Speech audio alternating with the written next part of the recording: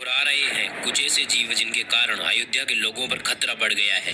राम मंदिर उद्घाटन से पहले अयोध्या में हो रहे कुछ ऐसे चमत्कार जो आज से पहले इतिहास में कभी नहीं हुए, जो आपको पूरी तरह से हिला कर रख देंगे। तो सच्चे राम भक्तों, वीडियो लास्ट तक जरूर देखना।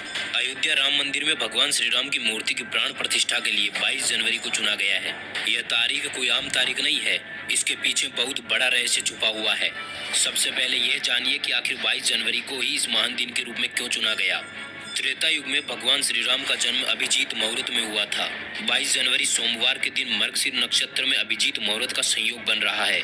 यही कारण है कि इस तिथि को रामलला की प्राण प्रतिष्ठा के लिए चुना गया है। लेकिन जैसे जैसे प्राण प्रतिष्ठा का दिन नजदीक आ रहा है, अलग अलग प्रजातियों के जीव जिनमें से कुछ तो विलुप्त हो चुके थे, वह भी अयोध्या पहुंच रहे हैं। आपको ये जानकर हैरानी होगी कि भगवान श्री राम और रावण के युद्ध में जो भी योद्धा या जीव भगवान श्री राम की तरफ से लड़े थे, वह सभी अब अचानक किसी न किसी रूप में अयोध्या पहुंच रहे हैं। सबसे पहले हम आपको बता दें कि पिछले कुछ दिनों से अयोध्या के क्षेत्र में अचानक वानरों के झुंड आने लगे हैं।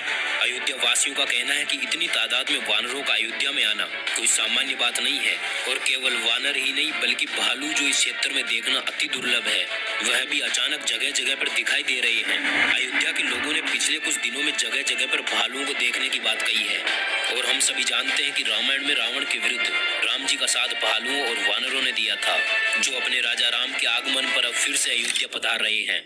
जब श्री राम रावण को मारकर अयोध्या आए थे, तब उनके राज तिलक में किष्किंधा सहित समस्त वानर प्रजाति पहुंची थी, और जामवंत सहित भालू प्रजाति के योद्धा भी वहां आए थे।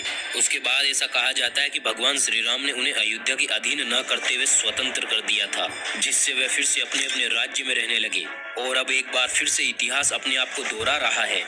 यह तो कुछ भी नहीं बल्कि जैसे जैसे भगवान श्री राम की प्राण प्रतिष्ठा का समय नजदीक आ रहा है, अयोध्या में अचानक दर्जनों की संख्या में गिद्ध आने लगे हैं, जबकि इस क्षेत्र में कई वर्षों से गिद्ध विलुप्त हो चुके हैं।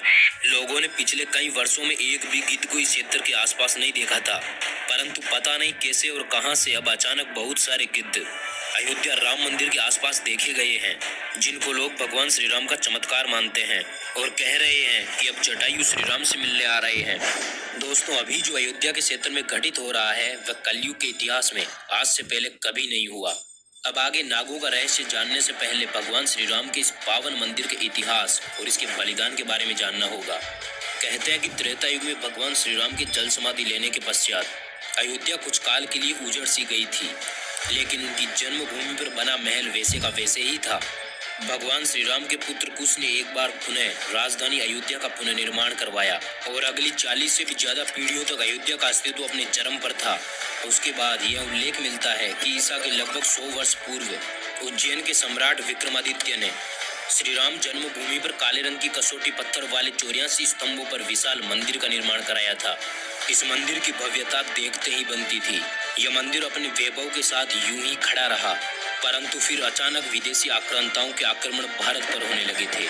विभिन्न आक्रमणों के बाद सभी हमलों को झेलते हुए श्री राम जन्मभूमि पर बना भव्य मंदिर 14वीं शताब्दी तक बचा रहा।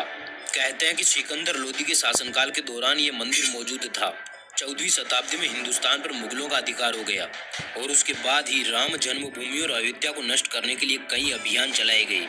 अंततः 1527 से 28 के बीच इस भव्य मंदिर को तोड़ दिया गया और उसकी जगह बाबरी मस्जिद का ढांचा खड़ा कर दिया गया, जो 1992 तक विद्यमान रहा। उसके बाद कई आंदोलन हुए और अंततः वीएचपी और शिवसेना समेत दूसरे हिंदू संगठनों के लाखों कार्यकर्ताओं ने विवादित ढांचे को गिरा दिया। देश भर में सांप्रदायिक दंगे भड़क गए, जिनमें 2000 से ज्यादा लोग मारे गए थे।